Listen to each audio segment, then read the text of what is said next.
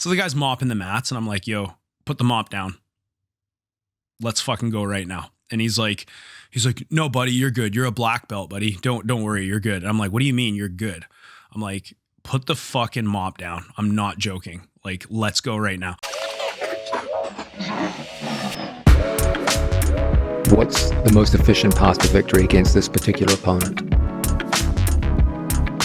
He's dropping off for the choke here. We could see the finish. It's looking tight. Tight as Alpra. Hello, what's up, everyone? Welcome to the Everyday Jiu-Jitsu Podcast. I'm your host, Matt Kwan. The Everyday Jiu-Jitsu Podcast is everything you need to know about Jiu-Jitsu. Today, we are going to discuss my last two tournaments, which I did 2 weeks apart. First, it was Grappling Industries in Everett, Washington. And then this past weekend, it was Roll a Lot in Salem, Oregon. Before we do that, please like, share, subscribe, comment, check out the links in the bottom if you want to support the show. Thank you for all of your support, everybody. So, hope you guys are all doing well. I'm going to first discuss the first tournament that I did this year, which is Grappling Industries. So this was in Everett, Washington. Drove down there the day of. Everett's about, it's like 2 hours from my house. So I drove down and I streamed old WWE Raw is War episodes on my phone the entire time. If you love pro wrestling like me, you'll be excited to know that now that WWE is on Netflix, you can watch all of the old Raw is War and SmackDowns and all the pay-per-views on Netflix. It's all kind of there in chronological order.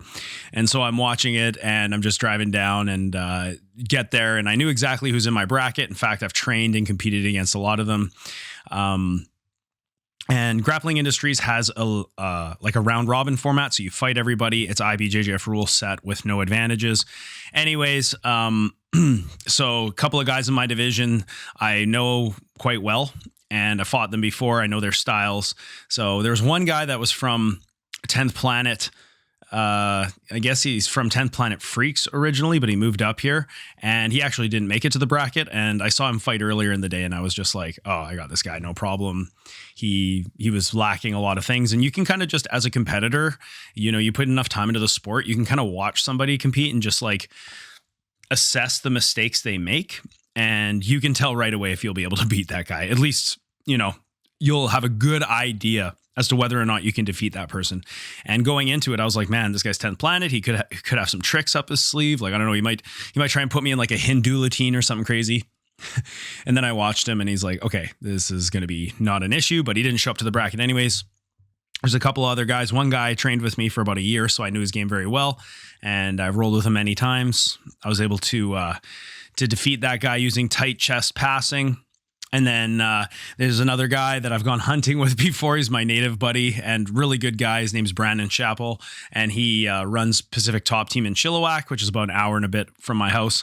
Love Brandon, really good guy. We fought each other twice on this day, actually, because they kind of had like a second chance for people. Like if you lose your one of your matches, you could still fight in the finals. And that's actually what happened. So I beat him the first time, fought him again, beat him again. Got him actually in like a double leg lace saddle position and hit like a clover leaf from a double leg saddle type position. But he's actually quite skilled, and he was one of the only guys that I was like, okay, I got to look out for this guy because I fought him before and I know he's difficult to deal with. And then there was this other guy in the division, his student, and I watched him fight and I was able to put an ankle lock on him pretty easily. He's a brown belt, big, strong guy, but I was able to beat him. But then there was this other guy, and I'll spend a little bit of time talking about this because this is a guy who I have a history with, and I'm not going to say his name. He definitely knows who he is because we beefed on Facebook back when I did have Facebook. This would have been like, pre-COVID times, probably 2019. I did a tournament locally here. And this is a guy who, and I possibly have even talked about on the podcast before. I've seen this guy at tournaments before down in the States. He'd be like, hey, Quan, can you coach me? And I'd be like, yeah, man. Okay, no problem. I'll coach you. And everything's all friendly. And, I kind of help him out whenever I'm at a tournament. He doesn't have a coach. And also we've trained together. And so we had to compete years ago. And we start I pull guard and he just starts clubbing me in the face. And I'm like, what the fuck? This guy's being an asshole in the competition. All right, that's fair. So I club him back and it's getting chippy. And then I ended up taking his back off of an arm drag or something and choked him out. And then after, he didn't show up to the podium, and I had made a post. I'm a bit of a dick on social media. I'm not gonna lie, guys. I'm not necessarily the most stoic person on social media. I like comedy, and I sometimes I wear my heart on my sleeve. Let's just say. And I said, this I didn't mention it, but I said there's a classless clown who didn't show up to the podium, and kids always show up to the podium even when you lose. Because it kind of looks bad when, I work my way through this bracket. I fought a really good guy from 10th Planet Portland in the finals that day, and he was on the podium. So the picture of the podium is just me and him. It looks like it's not even a full division when really there was like 10 or so guys or even more. It was a pretty good division. And when the bronze medalist doesn't show up, it just looks like shit. And anyways, so I was like, yeah, you should always be classy and come to the podium. Meanwhile, I'm not being classy. I'm making a post calling this guy a classless clown. It's kind of ironic. And then, he starts commenting about how we should do an MMA fight. And, it gets kind of personal online. So then I start messaging him and I'm like, yo, man, like, you don't show up to the podium being kind of a dickhead about this, if you ask me. And he starts going off about my family, started threatening my brother Steve, who you know from BJJ Mental Models, saying he's going to wait outside my gym with his cousins. This guy is an Indian guy, and I don't call me racist. I don't care. There's a common trend with Indians and Persian dudes where I'm from, where they get their cousins and try and swarm you with numbers. This is honestly a common tactic. So I don't care if if I sound stereotypical. We're gonna wait outside your gym and like watch your back, and your gym is a little shithole, and no one has ever. How many world champions have you ever defeated? How many IBJJF gold medals do you have? Just so you guys know, I have 0 IBJJF gold medals. Got a couple silvers, but no golds. So if you're listening to me for jiu-jitsu advice, just understand I've never won an IBJJF gold. But hey, I'm sure that if I keep trying, maybe one day I'll get one. Anyways, just real nasty things and threatening my brother, talking about my parents, like. And I'm like, dude, like you work behind a desk. I make a living off teaching jiu-jitsu. Like, what ground do you have to stand on? And it just got real nasty, just threats. And it got real nasty. Then one day, years ago, we met up at a gym. Actually, Bibiano Fernandez, who is fighting pretty quickly here. I think it's going to be one of his last fights, if not his last fight. He was running the MMA grappling class. And sometimes I would frequent this class and I would go train with the MMA guys and grapple with them. Anyways, I showed up and this other guy also happens to go to this class, and we both walk in kind of late. And when we walk in, we go into the change room and tensions are high. Neither of us like each other. Everyone else is already on the mat. And he's like, why don't you fucking do something about it, man? And I'm like, well, like we're gonna go out there and grapple, and I'm down to fight. Like I'm not a striker, but I really didn't like this guy. I really didn't like the things that he said. He made things very personal, and I was like, I'm down to fight. Like we can go out there. I'm not fighting you in this change room. He even put hands on me and tried to shove me in the change room. He's like, yeah, you won't do shit, buddy. Like talking all this game. Basically, he's trying to get me to throw a punch in another gym where I was a guest. And I wasn't going to do it. I said, no, there's a room full of, fighters out there. I don't want to do it in here where nobody can see anything. We'll go out there. We'll have a scrap if we want, and everyone can watch. So anyways, we go out there and the class goes by, and I'm trying to get rounds with this guy, but Bibiano, he's kind of like managing my roles, right? He's like, no, Matt, you go with him. You go with me. You go with that guy. I'm like, okay, fine. Obviously I'm going to listen to Bibiano, the guy's legend. And then at the end of class comes by, and I'm like, man, I didn't get a chance to roll with this guy. Like I don't see him often. This is my chance. Of course, Bibiano tells this guy to go clean the mats, right? Like you're the lowest on the rung in this room. Like you go clean the mats, whatever. Gives him the mop. So the guy's mopping the mats, and I'm like, yo, put the mop down.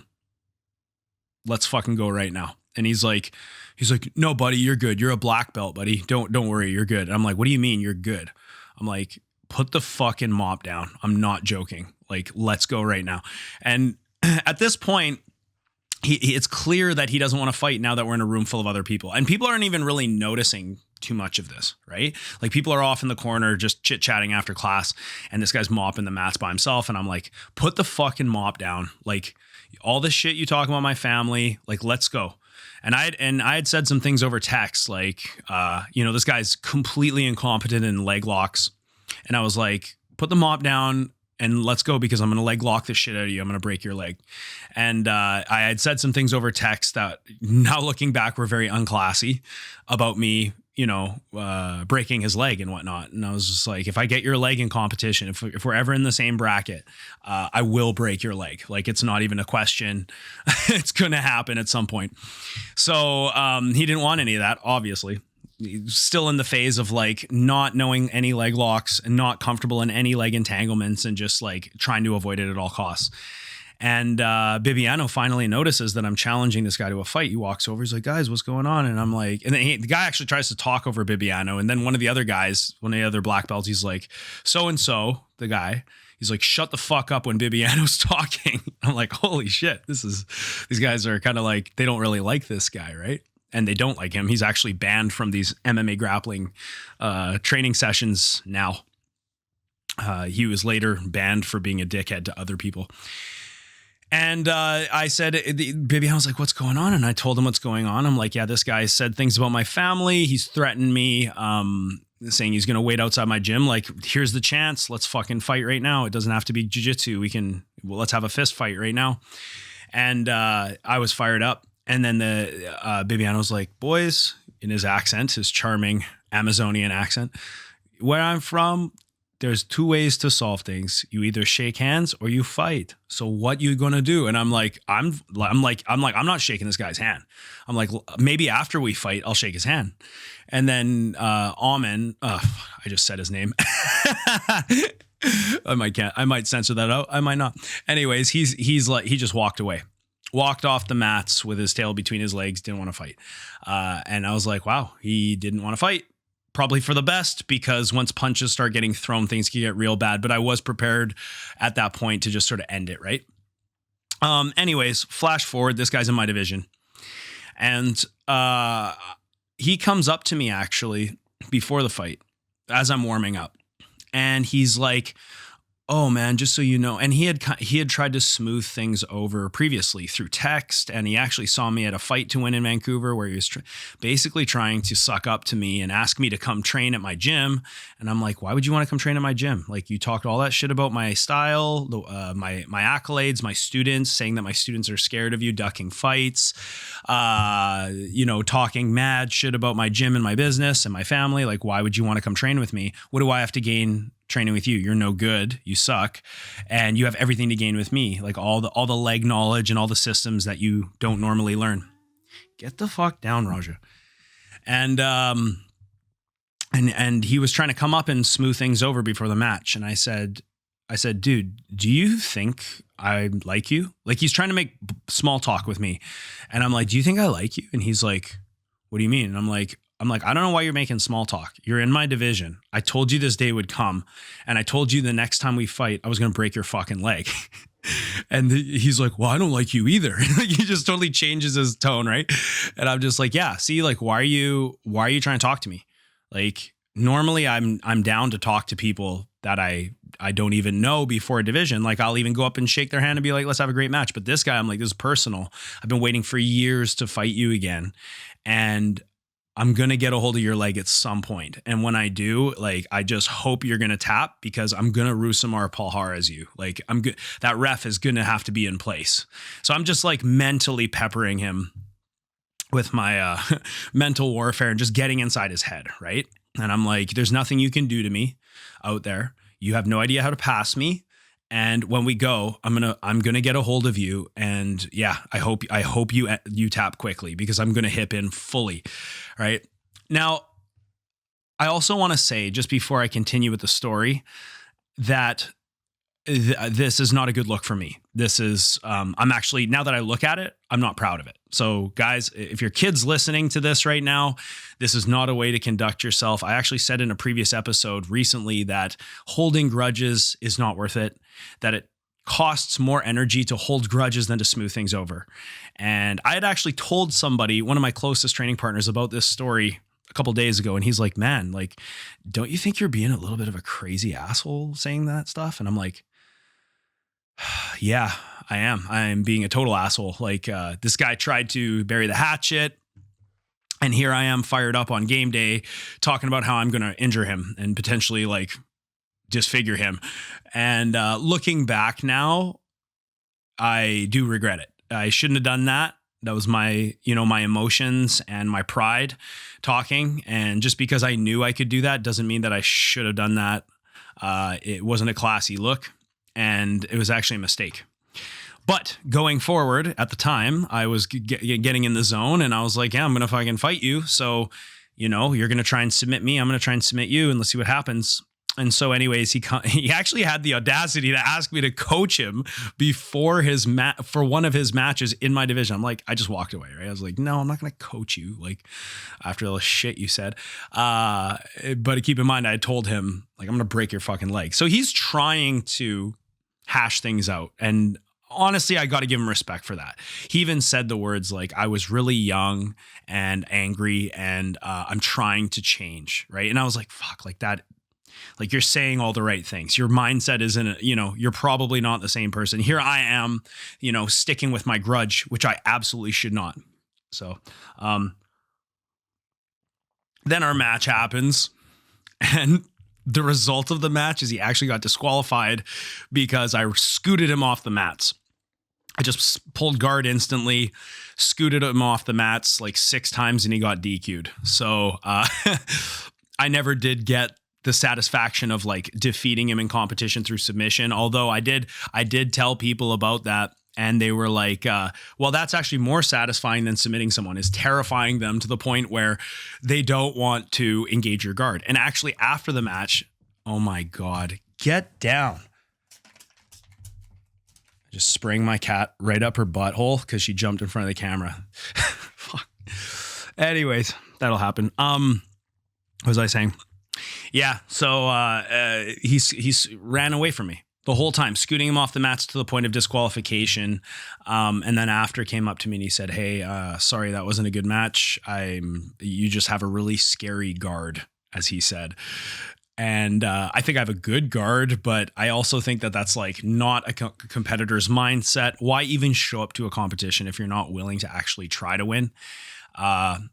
I found it really pathetic. And then afterward, I kind of thought about it and I was like, man, like, why did I handle it that way? I should have not been such a dick. I should have just been like, yeah, what's in the past, let's go have a roll, and in the future, when I see him, I will shake his hand and I'm not going to lay threats anymore. If he ever drops into my gym or whatever, fine.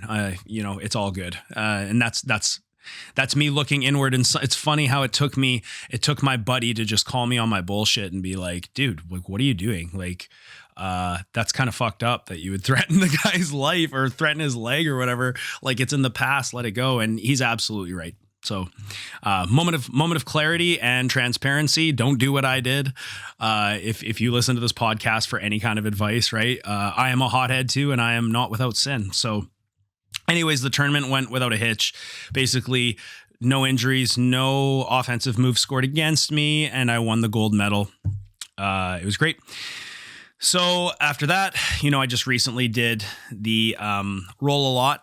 So Roll a Lot is a local tournament based out of Oregon, I believe, and they've done a couple of events. I actually really like the people who run it, and I heard that there was going to be a division over 175 pounds and under 175 pounds. So my student Harrison Woods, who's very, very good, he was going to do the over 175. I do the under 175, drive down the night before, compete, drive back up.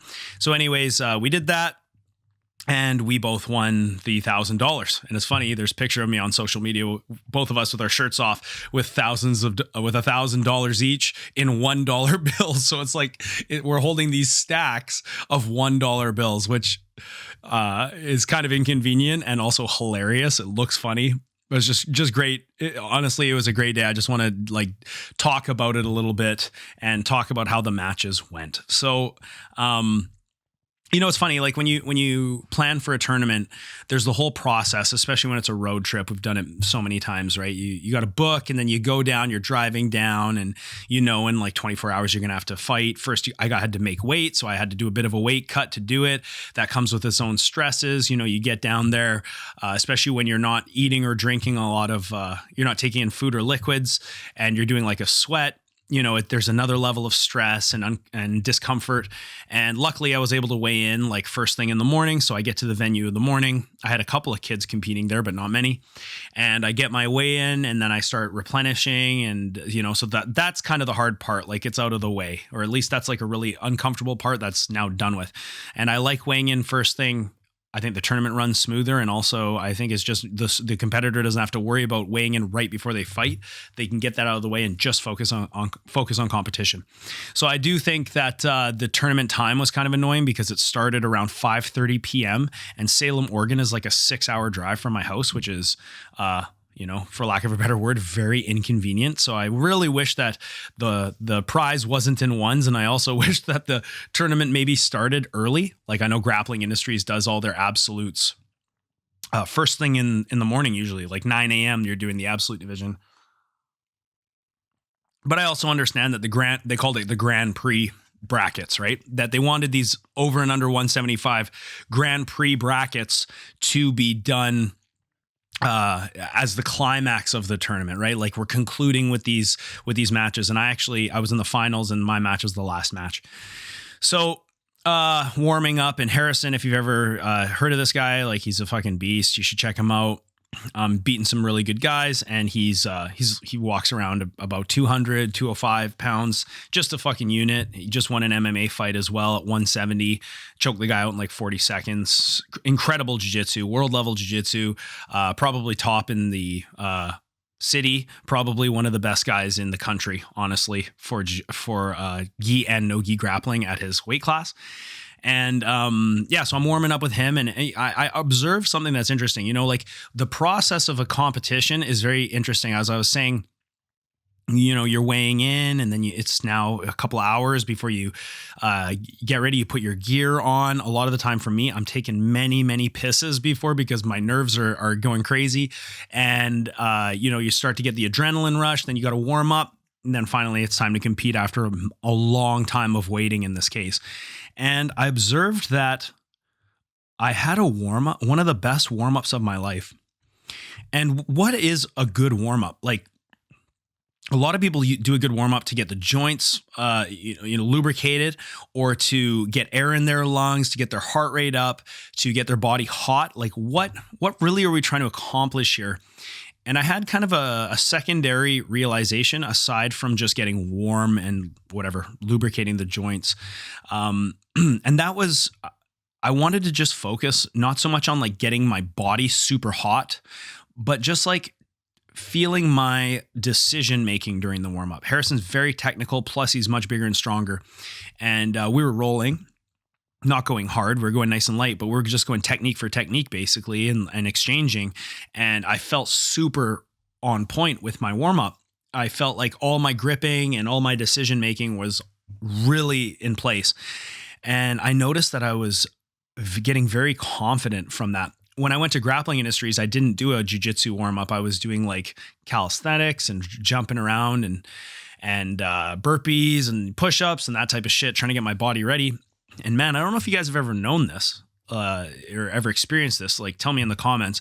But sometimes when I'm at a tournament, I'm warming up, my body doesn't want to move. You know, it's like all the nerves, all the adrenaline running to your brain, knowing that you're going to have to fight in like whatever hour or 20 minutes or whatever it is. Like, it's hard to move. You're trying to do burpees and you're like, oh man, like I'm getting tired quicker. You feel the nerves.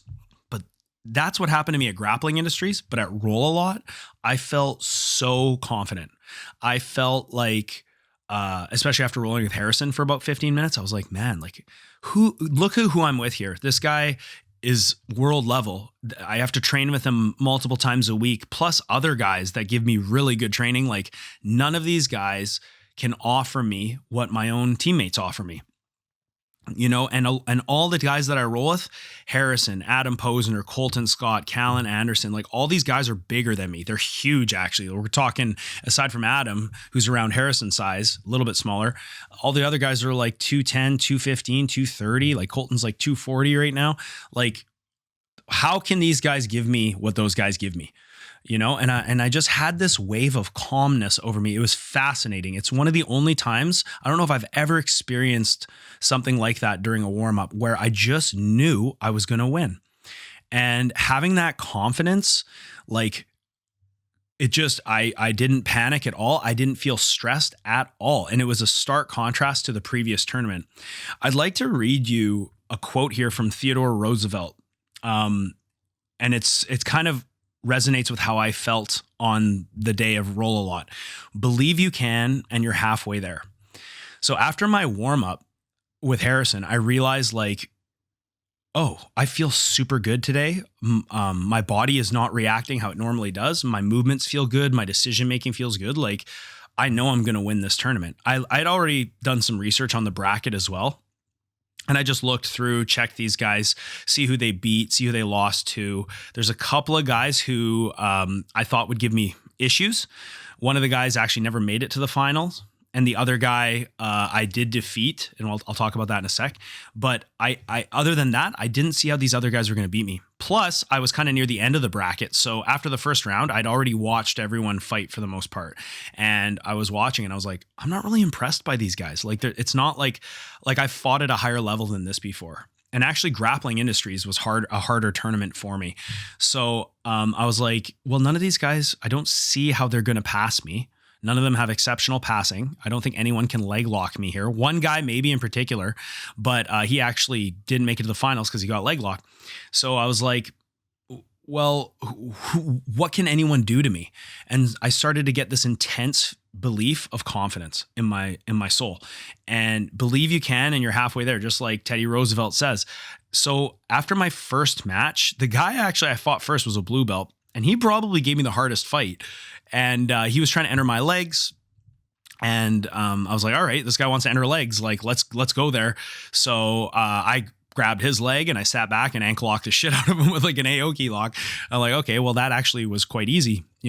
Sometimes you go to a tournament and you're not used to the people you're fighting, and you're like, oh, these guys are tapping way easier than the people that you have in the training room. You know what I mean? Or things that get shut down in the training room because people know your game, they're starting to work because these people don't know your game, right? And after that first match, I was like, okay, this is my bracket. Nobody's going to take this from me. Fought the second guy and he just stalled me out. He just he was trying to club me and kind of bully me around. I just pulled guard every time, right? Both tournaments, I just pulled guard every time. And I'm just like, man, like, you're not going to get my head clubbing me. Like, I'm going to get my opening, right? And then I just pulled him in the closed guard and he just literally held me there. And it's submission only this tournament. So there's no penalties or anything. He can just sit there as long as he wants. And I'm just like, man, this guy's like not even trying to stand up because he's terrified that I'm going to go into his legs. So like I could tell by his body language and by his strategy that he was very conservative. Like, he was basically going to try and stall me and then fall back on an ankle lock attempt and try and get the referee's decision. And I knew this. So I'm in the closed guard and I'm just rattling off roadhouse chokes. And if you don't know what a roadhouse choke is, it is, my cat's going to jump up again. Hold on. Just a preemptive shh, in case you jump up. So I'm like, okay, a roadhouse choke is tasteless. It's tastelessly also known as the rape choke. Okay. And you can do it from bottom position too. Not to say that you're going to submit people from bottom position, but you can definitely stop things like, pressure passing, body lock passing, or if someone's in your closed guard and you want to just look busy, you can start doing this. Another thing he tried to do is he didn't want to stand because he didn't want to open up leg attack entries, but, he tried to do like the Sao Paulo pass. So, honestly, it's a pass that doesn't really work. I'm not to say it can't work, but it doesn't usually work. It's an unorthodox way of passing the closed guard. And he started doing this. And when you do this, your two arms are completely they're already in place for something else. You can't use your hands. One of your arms, I had like an overhook, and then his other arm was like pushing down on my knee as he's trying to sprawl past my close guard, which is just like, it's not a sophisticated or high percentage way to break the close guard. And I'm in the close guard. Every time he does this, I just grab him by the head and just start rape choking him. And he immediately stops the Sao Paulo pass and goes back in my close guard. I'm like, well, surely I'm scoring here. So I'm winning this match. I can also hear his coaches are telling him like, this isn't working. Like, you're going to have to do something. You're down. And I'm like, I know I'm up. And I know that the pressure is on him to do something. And I know what he's going to do. He's going to finally take a risk in the last last minute to 30 seconds. He's going to stand up and fall back on an ankle lock. I know this is coming. And sure enough, he stood up, and I'm thinking like, okay, if I open my guard right now, he's going to drop back on my legs. So I'm just going to get ready for a scramble for the last 30 seconds. And anyways, sure enough, open my guard. He tries to drop back. I stand up. He stands up. I pull. He's looking for a pass now frantically because he's down in my eyes. And the referee's, and the referee probably as well thinks he's down because he wasn't doing a single offensive thing. I'm in the close guard at points, opening my legs and just like, please try and pass.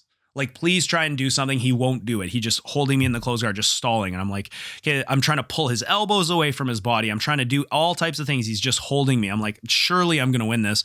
So when you know that by the end of the match, it's on him to make the offensive move, right? The pressure's on him. And I know that. So he tries to draw back on the legs, doesn't work. And, I get back to a guarded position. There's like 15 seconds left. I arm drag him and sweep him, get on top. I get the decision. Pretty lackluster match, honestly. And honestly, it's a lame way to fight, right? Like, I'm not saying I never stall. But when your entire strategy is just stall, like, fuck, man, why are you even competing? Anyways, that was a guy that I wanted to fight for a long time. I'm not going to say names or anything, but I respect the guy because he does win some tournaments. But when I felt him, I was like, oh, man, like, I expected more. And again, that gave me more confidence going in the next match. And then in the next match, I got my first roadhouse in competition. Swept the guy. He wanted to enter my legs. I just swept him, body lock, passed him to mount, and then I roadhouse choked him from mount. And then after, everyone is coming up to me and they're like, man, like what, I couldn't even see it. What did you do? I'll probably post it in the future. You can't really see it from the camera angle, unfortunately, but it's a one-handed strangle. And from mount, which is like, it's actually such a good move. So if you don't use the rape choke on people, like, I'm telling you, probably within a year's time, you're going to start seeing a lot more people do that. People already throat post. It's already such a good grip from top and bottom, but like, to actually use it to finish someone is quite high percentage. And doing, I've spoken with Rob about the roadhouse choke on the podcast before, and we've talked about it quite a bit. So you can check out that episode if you want. But it just makes your mount so much better. Especially in no-gi when you're usually trying to like fish for underhooks and things like that. Like, just threatening the neck, the guy's hands have to come up. And then from there, you can start extending elbows over their head, right? And then after, people were coming up to me, they're like, what was that? I'm like, yeah, my professor calls it the roadhouse choke. You're going to see a lot more out of it. And they're like, I saw you using it in the second match too, and the guy was trying to open your guard. I'm like, I can't believe nobody uses this move. It's so effective. I use it all the time. It's one of my favorite moves that I go to now. Definitely love the roadhouse choke. And then I fought another guy. I got an A block from Donkey Guard. I have done an episode on Donkey Guard. And shout out to Abraham Wolf Le Montagne, I believe this name is pronounced. Pretty cool name. From New Wave, who just A blocks everyone from the Donkey Guard or the reverse close guard. Such a good move. And then I actually fought that guy again in the finals. So they had a way where if you lost, it was double elimination. You go into a secondary loser bracket, and then the winner of the loser bracket fights in the finals. And I fought that guy again, and I was so close to roadhousing him from mount. I had him. It was one of those situations where this guy's like pretty big and athletic. He's jumping around. He's trying to cartwheel past my guard. I'm like, okay, buddy, like, you're not going to cartwheel past me, right? But then I swept him and I got on top. And as soon as I felt his frames, I was like, oh, this guy's got no bottom game, like no guard. I melted his guard. I could honestly, I was shocked he was able to go to the finals.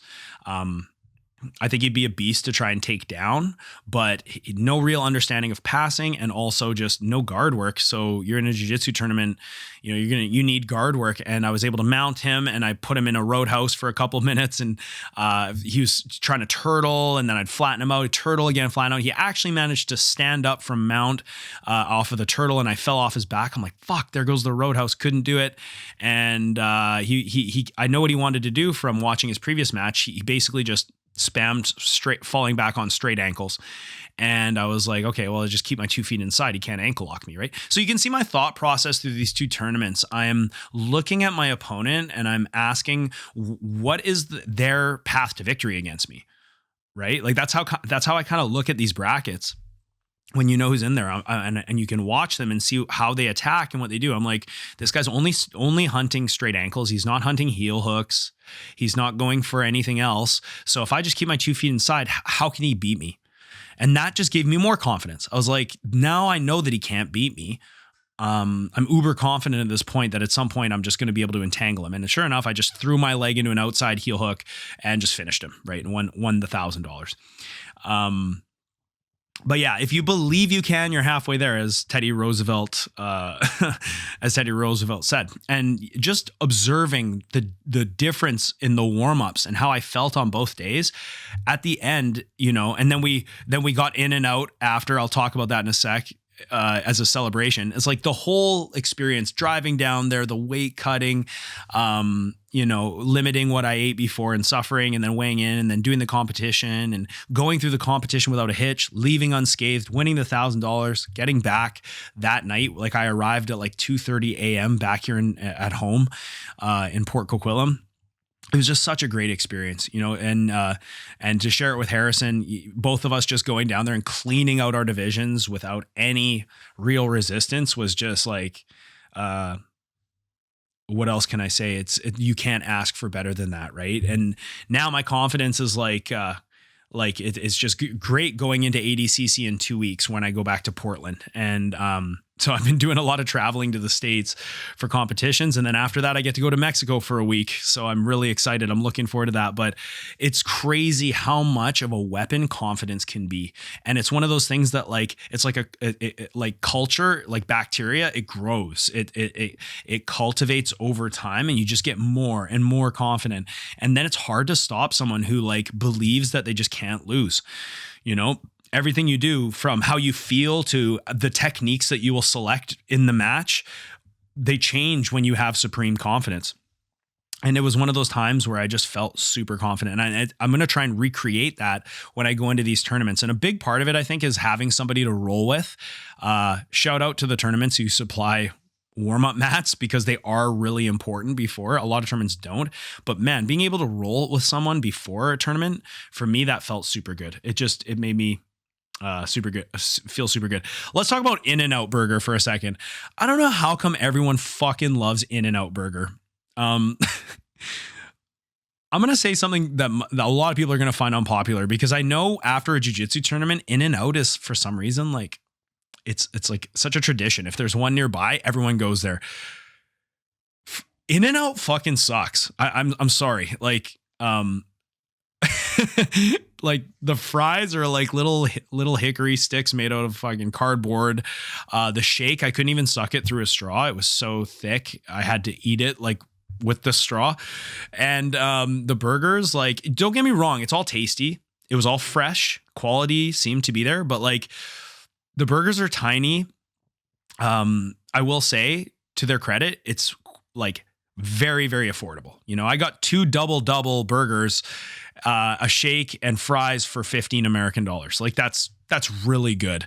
But I wasn't full at all near the end, and it's not in and out. It's in, wait an hour, get your food, and then you're out. The lineup was intense. It was crazy. I think it's the most overrated burger chain ever, guys. Let me know in the comments what you think. But I'll go because my teammates want to go and it's a tradition, like I said. But man, it's nothing special, guys. I prefer Wendy's to In-N-Out. I think the best burger place is Shake Shack. But the thing about Shake Shack is you're literally paying twice what you would pay at In-N-Out, right? Because I find the ingredients are just like way more high quality. So I love Shake Shack. That's like, I think, my favorite fast food place for burgers. But yeah, I was like, this is it. Like Thousand Island dressing on a burger. It was just like, I don't know. Obviously, I ate the fuck out of it, but I mean, it's just ridiculous. And also, guys, have you ever had animal fries? I didn't order them, but one of my buddies back in the day when we went to Pan's, he's like, I'm going to get animal fries at In-N-Out. It's the best. I'm like, okay, I'm curious to see what this is. It's fries with Thousand Island dressing on it, onions, and processed cheese melted on it. I'm like, dude, really? This is fucking gross. Like, it's like, it's a hidden menu item. You got to get the animal fries. I'm like, I don't see the appeal, guys. Honestly, I love burgers as much as the next person. And as you guys know, I don't eat bread. So I'm wrapping all my burgers in lettuce. I know that's lame, but like my body hates it. So I don't wrap it in, I don't use a bun, and maybe that makes it worse, but I just think In-N-Out's the most overrated thing ever. And then on the way home, we're like almost at the Canadian border, and fuck, I get pulled over because it's like 1:30 in the morning, and I'm ripping. I'm like trying to get home, right? We're making great time. I get pulled over. The guy pulls us over, and he's like, okay, so you drove past me. I went behind you, and then you accelerated.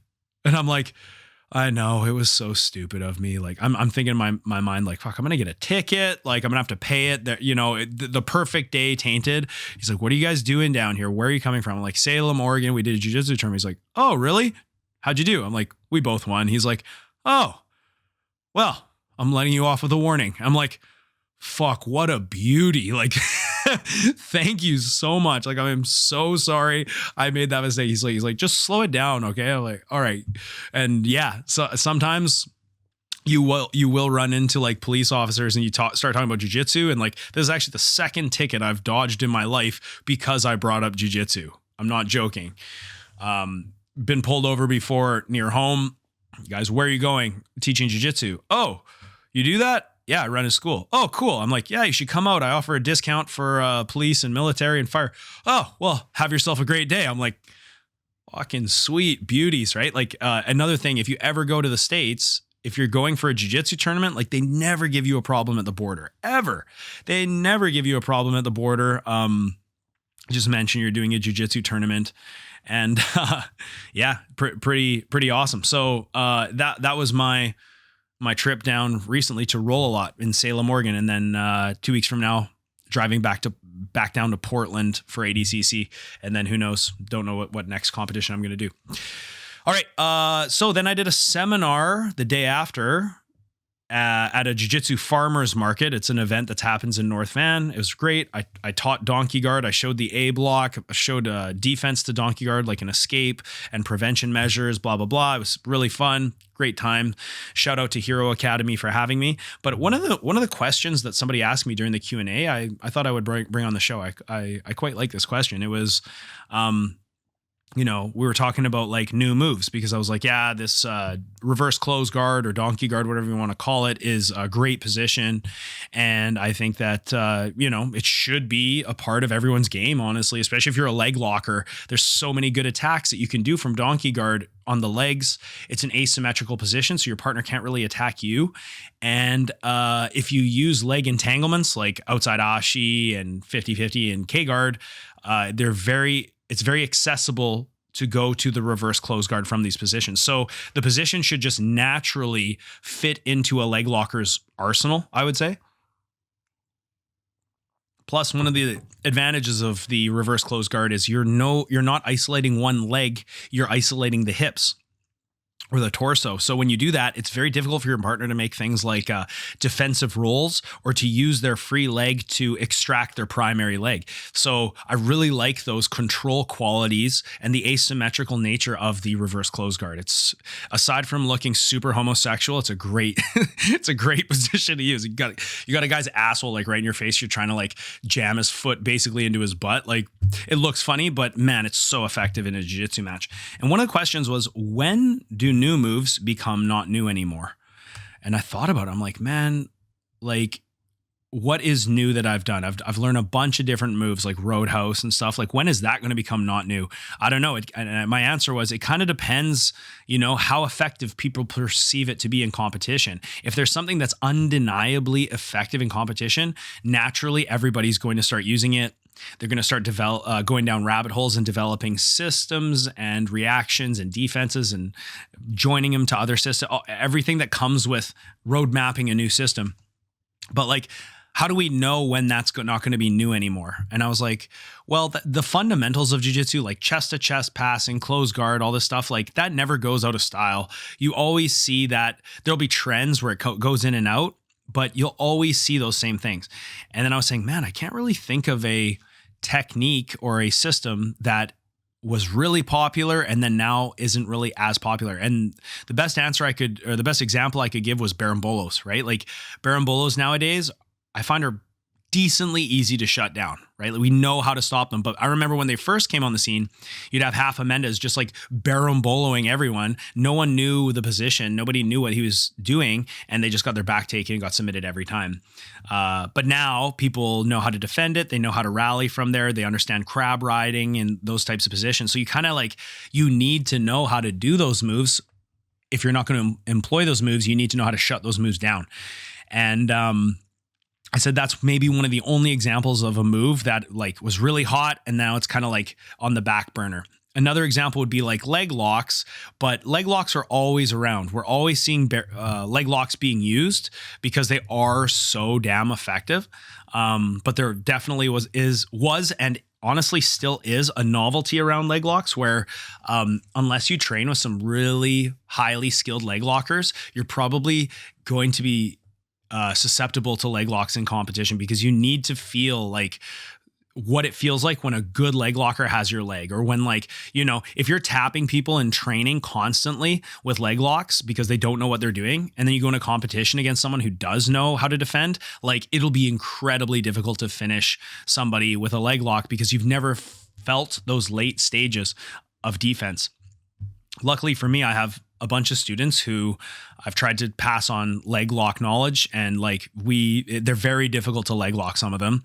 And then I go to to some of these tournaments and I put people in leg locks and they're tapping so early. And I'm like, man, like we must be doing something right is kind of how I look at it. Right. So you always want to surround yourself with like people with the best mechanics. Obviously, this goes without saying when it comes to finishing submissions and finishing moves, because you go against somebody who doesn't have that same level of knowledge and ability. Is just so much easier. Right.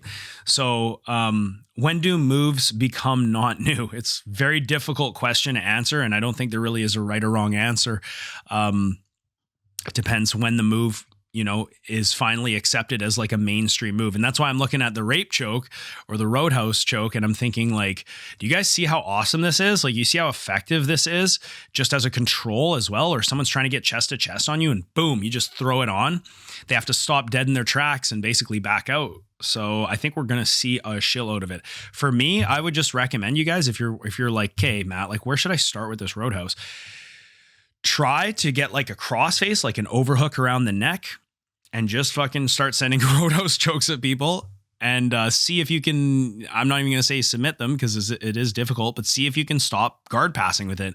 See if you can prevent your partner from getting chest to chest by using it. And if you do get on top and you like mount position, side control position, try doing it. See the reactions you get. Just see what happens. And I think you'll see it's a very effective technique.